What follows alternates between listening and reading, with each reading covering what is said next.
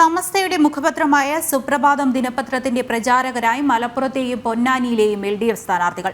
Gulf സുപ്രഭാതം ക്യാമ്പയിന്റെ ഭാഗമായാണ് ഫേസ്ബുക്കിൽ പോസ്റ്റ് പങ്കുവച്ചത്. സമസ്ത ലീഗ് തർക്കം ശക്തമാകുന്നതിനിടെയാണ് സമസ്തയ്ക്ക് അനുകൂലമായ പോസ്റ്റുമായി ഇടത് സ്ഥാനാർത്ഥികൾ രംഗത്തെത്തുന്നത്.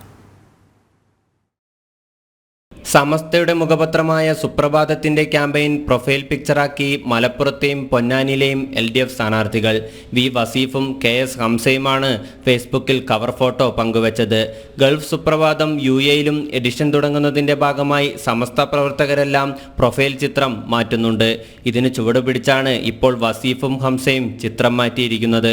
ഇടതുപക്ഷത്തിന്റെ 2 സ്ഥാനാർത്ഥികൾ ഇപ്പോൾ സുപ്രഭാതം പത്രത്തിന്റെ പ്രചാരകരായി മാറിയിരിക്കുന്നതായും സമസ്തയുടെ പിന്തുണ കൂടുതലായി തങ്ങൾക്ക് ലഭിക്കണമെന്ന ആഗ്രഹത്തോടു കൂടിയായിരിക്കാം ഈ പ്രവൃത്തിയെന്നും ആരോപണമുണ്ട്.